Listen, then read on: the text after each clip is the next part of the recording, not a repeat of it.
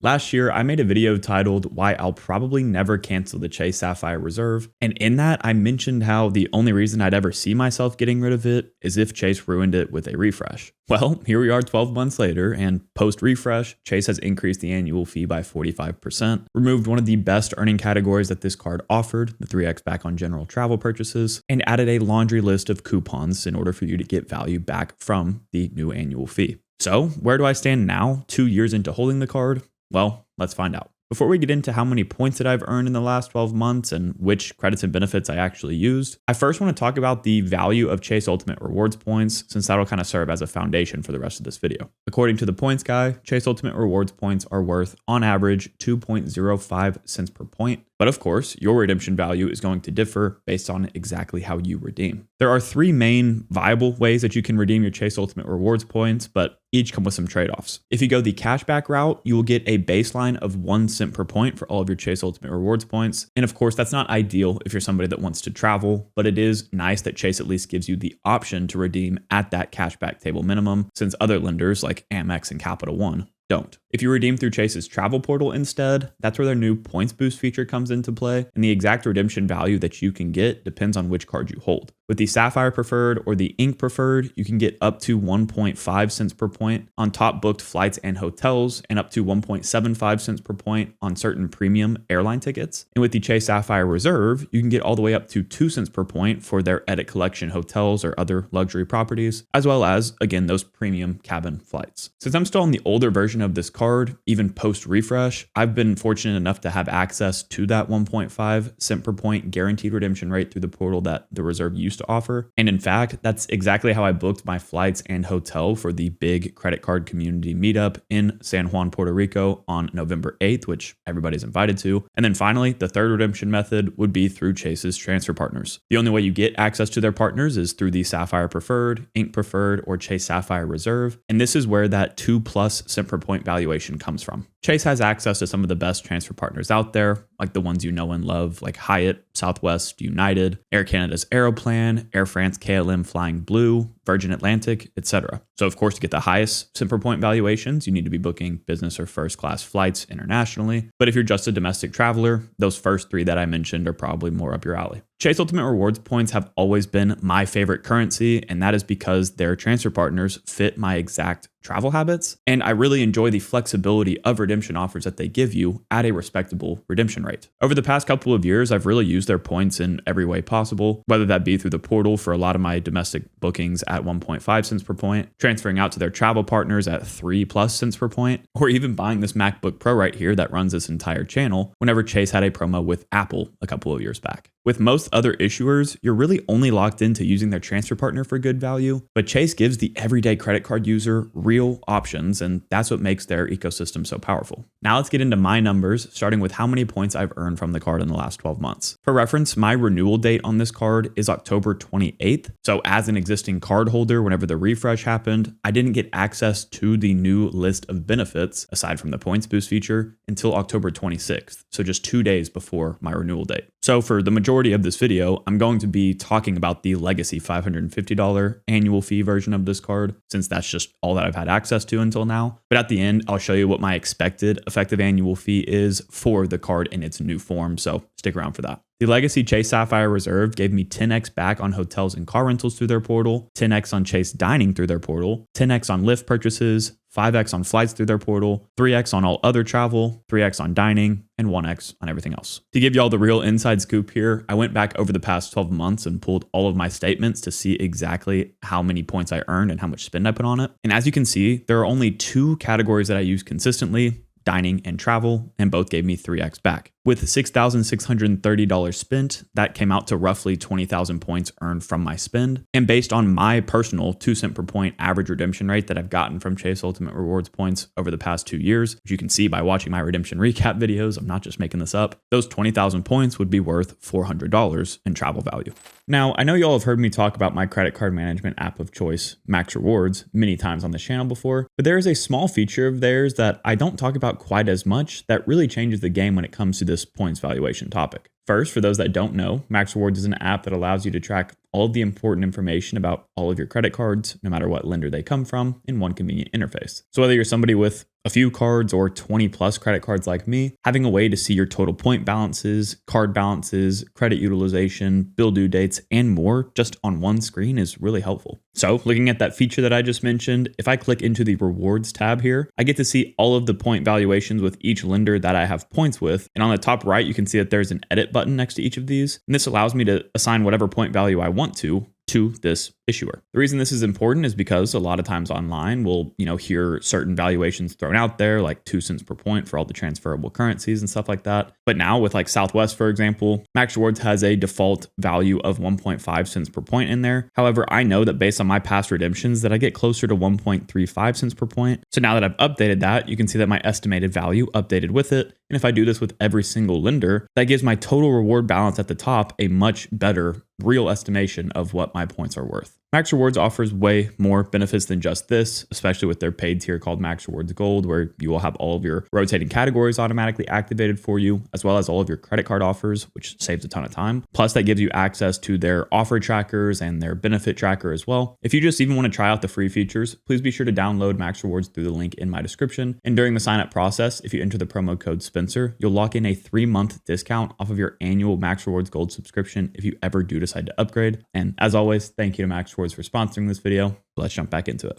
Looking back at my year 1 review of this card, I earned 35,000 points in the first 12 months of having it, which is almost double what I earned this year. That dip in points earned might seem concerning at first, but it really does make sense for my specific situation. Over the past year, I've applied for 5 new credit cards with total minimum spend requirements for their welcome offers, hitting $24,000. But to be fair, most of that, about $18,000 or so, was knocked out because of my 2024 tax bill. And I'd also applied for roughly the same amount of cards the year before too. So there has to be another explanation for this dip. And really what it comes down to is that I restructured my daily credit card setup. And instead of using the Sapphire Reserve to get 3x back on my dining purchases, I switched that to the Amex Business Gold that gives me 4x back. Plus, we also cut back on travel a lot this year. Like last year, I was going somewhere at least once a month. And this year, we maybe took I think 3 trips flying somewhere. Granted, one of those was a massive trip to Italy, but still, that also explains why my travel spend was a bit lower. Bottom line, this card just got used a lot less than it did the year before, and I really don't see that changing anytime soon. Even with the post-refresh earning categories, which now offers 8x back on Chase travel, 4x directly with airlines and hotels, 5x on Lyft purchases, 3x on dining, and 1x on everything else. Realistically, that might add a couple thousand points extra in earning potential for the travel-related categories, since the vast majority of my travel purchases are direct with airlines or hotels, but that's nothing really game-changing. So as you can tell, while earning $400 back from the earning categories over the past year is solid value, that is not enough to offset the card's new $795 annual fee. That's going to bring us directly into the meat and potatoes of this credit card, its credits and benefits. Man, looking back at the legacy version of benefits, I missed that simplicity already. Starting with the $300 annual travel credit, this one is super easy to use since really any travel purchases trigger that credit. So this one instantly brought my effective annual fee down to just $250 this year. The Sapphire Reserve also, of course, gives you airport lounge access, not only to the Chase Sapphire lounges, which are my favorite out of all of the ones I've been to, but also a Priority Pass Select membership. This year, I actually didn't use Priority Pass at all. And until March, the main Sapphire Lounge that I had access to that I really enjoyed was the Sapphire Terrace Lounge here in Austin, Texas, but that has since closed. Still, on top of getting to visit that Sapphire Terrace Lounge once this year, I managed to visit a couple of other Sapphire Lounges, specifically one in San Diego whenever I went to interview Max Miles in Points for the Creator Conversation series on the channel. And I also went to the Sapphire Lounge in the JFK airport on our way back from Italy. I really did want to check out the Philadelphia Sapphire Lounge since I've heard really great things about it. But back whenever I was in Philadelphia filming with Daniel Braun, that one was not open yet, unfortunately. Altogether, I would say that those visits maybe gave me $80 worth of value, just accounting for the food that I got for free that I would have had to pay for if I didn't have the lounge access. So that's not a massive value add by any means. And that's exactly why I've always kind of been in the camp of lounge access being overrated. Yet at the same time, it's a nice perk to have. Arguably my favorite benefit about the old Chase Sapphire Reserve was its travel portal boost. And I'm not talking about the new up to 2 cents per point nonsense. I'm talking about the guaranteed 1.5 cent per point boost that the card used to give you. Having that guaranteed redemption rate was a huge deal because for those of y'all that have traveled, somewhat frequently domestically, you'll know that you're hard pressed to find that kind of redemption value from most of the domestic airlines and especially hotels. Plus, every time I've booked through Chase's travel portal, the hotels and airlines that I book with see that travel portal booking as a cash booking, meaning that I've earned points with that specific airline and hotel, as well as qualifying nights or flights towards status, which means that you're kind of double dipping in a sense, and your cent per point rate is a little bit higher than 1.5. Of course, booking through a portal can get really messy whenever there's any delays or cancellations and stuff like that. But overall, I've had many more good experiences than bad, so I plan to keep using this, yet I just don't really know how valuable the new points boost feature will be in comparison. To put the value of this benefit in perspective though, over the past 12 months, I booked 3 trips through the portal that would have cost $2,581.03 in cash, or a 258,103 point equivalent at 1 cent per point. With the guaranteed 1.5 cent per point redemption rate, I only paid 163,330 points for those trips, saving 94,773 points that I could use for later. At 2 cents per point, that's roughly $1,895 in travel value saved. Obviously, if I didn't have that boost, I would not have redeemed through the portal at all. So that's not a literal, hard savings, I guess you could call it, but it still shows how powerful this benefit was. While we're talking about redemptions, it's worth reiterating that the Chase Sapphire Reserve does give me the transfer partner access that I need. But that said, of course, it's not unique to this card. You can pay a lot less with the Sapphire Preferred or Ink Preferred to get the same transfer partner access. And if you want to see how much value I really got from this perk over the course of this entire year from all lenders, definitely tune into my redemption recap video that'll come out at the end of this year.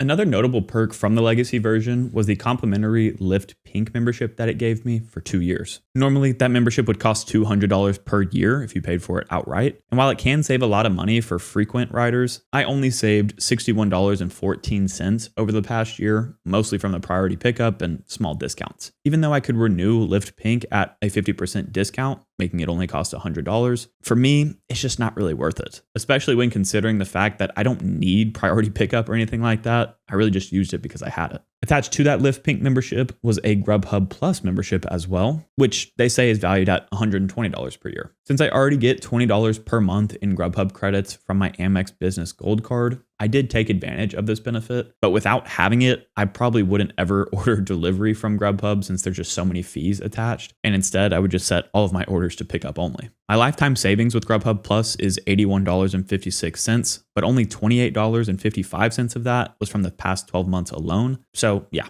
not a ton of value there. Both memberships have since ended, but thanks to y'all's reminders in past videos of mine, I have reactivated Grubhub Plus through my Amazon Prime membership. So at least I kept one of these, I guess. And come to think of it, the Chase Sapphire Reserve has added a $10 per month Lyft credit as well with the new version. So that's a decent replacement for that Lyft Pink membership that I had previously. Another similar set of benefits to the last two that gave me a surprising amount of value, honestly, is the complimentary Dash Pass subscription, as well as the DoorDash credits. I want to make a quick clarification from my past videos as well here. I initially thought that this Dash Pass subscription was only to be used for 12 months and then it would expire after that. Looking at my app when preparing for this video, I saw that I actually have Dash Pass all the way until December 31st of 2027. So unless something weird happens and they take it away early, it seems like I actually get to use this for 3 full years, which is pretty great. I also just figured out that Dash Pass links directly to Lyft for added discounts like 10% off scheduled airport rides up to 4 times per month, 5% off on-demand rides up to 4 times per month, and 2 free priority pickup upgrades. So far, DoorDash shows that I've saved $53.67 in fees over the past 12 months. Plus, I've also stacked those really annoying credits from the Chase Sapphire Reserve, those being 1 $5 per month dining order and 2 $10 per month non-dining orders for even more savings. And on top of all of that, by having Dash Pass, I've gotten access to some really insane discounts through my email, and those have saved me a lot of money. I'm talking $50 on a couple of orders. Altogether, including all those DoorDash benefits I just listed, I saved $320.17 in the past 12 months. That's pretty crazy to me, but I don't think that's realistic long-term value, especially considering they haven't been sending me as many of those big discounts as they used to, probably because I keep using them. But still, it goes to show that some of these lesser talked about benefits can actually save you you quite a bit of money. Next is the $120 credit for TSA PreCheck, Global Entry, or Nexus. While this benefit sat unused in year one, I did finally end up using it this year for my girlfriend to get Global Entry. And for those of y'all that don't know, I would definitely recommend getting Global Entry out of that list since it does come with TSA PreCheck attached to it. The last major benefit I want to highlight from the legacy version is access to the Edit Collection, which is Chase's competitor to Amex Fine Hotels and Resorts. The Chase Sapphire Reserve is the only card that gives you this, and that's still true to this day. But through the Edit Collection, you get those added benefits like room upgrades, hotel credits, daily breakfast, 8x points on paid stays, and the ability to redeem for those stays at 2 cents per point with the new points boost feature. We didn't actually stay at any Edit Collection properties this year, but that was mainly just due to us not traveling a ton. And since we've really enjoyed the Edit properties we've stayed at in the past, this is something that we'll absolutely be using more of in 2026. Oh, I've also made a full video with a few of the other creators in this space, breaking down kind of the differences between the Edit Collection, Fine Hotels and Resorts, the Premier Collection with Capital One, and more. So definitely check out that video after this if you're interested. Outside of all of those that we just got through, there are still a few standard benefits that are worth mentioning, like no foreign transaction fees, Visa Infinite travel and retail protections, national car rental benefits, and more. Now we get to the part that we've all been waiting for, the total monetary value that I got from this card in year two. As a refresh, I earned about 20,000 points from spend, which is worth $400 at my average 2 cent per point redemption rate. For credits and benefits, I utilized the $300 annual travel credit, $80 worth of value from the lounge visits, $61.14 from Lyft Pink, $28.55 from Grubhub Plus, $320.17 from DoorDash, and $30 from the Global Entry credit. Summing all of that together, that's a final value of $1,219.86, or an effective annual fee of negative $669.86. Obviously, that is really solid value from a high annual fee card in a year that we really didn't travel much. But none of this so far has taken into account the refreshed annual fee, earning categories, credits, and benefits. So what is my expected annual fee in years to come? I'm going to be zooming through all of the details in this section, but if you want a deeper breakdown on all of the credits and benefits that this new card offers, go ahead and check out this video after. Starting with the earning categories, we already kind of touched on this earlier. I'm not going to relist them, but I'm just going to say that I will probably get roughly the same value from spend that I did over this past 12 months, which is a value of $400. The $300 annual travel credit has remained intact, and again, I'll get full value from it. For the $500 edit credit, even though we didn't stay at one this past year, it's very easy to slot into our travel itineraries since it fits our natural travel habits already. So for us, that's a value of the full $500. For the $300 dining credit with the Sapphire Reserve tables, which is a very small list, looking at just the restaurants in Austin where we live, my girlfriend and I will definitely be eating at least one of these places every 6 months, so it's easy for us to take another full value of $300. The $120 towards Global Entry, TSA PreCheck, or Nexus has already been used, so we'll annualize that value at $30 per year. For the $300 StubHub credit, similar to the dining credit, my girlfriend and I go to at least one comedy show or concert every 6 months, so another easy $300 value there. For the Dash Pass and DoorDash credits, obviously over the past 12 months has given me some incredible value, but I don't think that that value is going to be consistent year to year. However, based on my previous spending habits and really just considering those credits, no value for the Dash Pass membership necessarily, I could still expect to get about $200 back. The $120 worth of Lyft credits is something that is heavily dependent on how much I'm traveling. So I think to stay conservative with this, I'll say that I use maybe half of them in a year. So that'll put this valuation at $60. For the $250 worth of Apple Music and TV credits, I'm a Spotify guy through and through, and there's really only like a couple of shows I would watch on Apple TV, like Severance and Ted Lasso maybe, but I wouldn't pay for either of these things out of pocket. So this is going to be a $0 value. And finally, for the $120 worth of Peloton credits, I don't have one of those, so this credit's worthless. Combined, that brings my effective annual fee down on the new $795 card to negative $1,295. And we haven't even talked about the Chase Sapphire Lounge access, Priority Pass Select membership, IHG Platinum Elite status, and everything else that this card offers. So as you can tell, despite the refresh being seen as a negative by a lot of people in this space, really just those that like to hate on Chase as their full-time job, this card actually has a lower effective annual fee for me than it did in its legacy form. So even though I don't like the fact that they're going down the coupon book route or remove the guaranteed 1.5 cent per point redemption rate through their travel portal, the math just does not lie. And that is really what I hope you take away from this video. It doesn't matter what the public perception of certain cards are. All that matters is your personal valuations. Based on these numbers, it would be really dumb for me to get rid of this card. And the only reason I was able to find that out is because I calculated all of this based on my personal lifestyle and travel habits. So is the Chase Sapphire Reserve worth it for me? Absolutely. But that may not be the case for you. And if you want to weigh all of your options when it comes to the best premium travel credit cards out there before selecting just one, go ahead and click into this video next. As always, Odin and I both really appreciate you watching this video. If you did enjoy it, it'd mean a lot if you left a like and subscribe to the channel, and we'll catch you guys next time.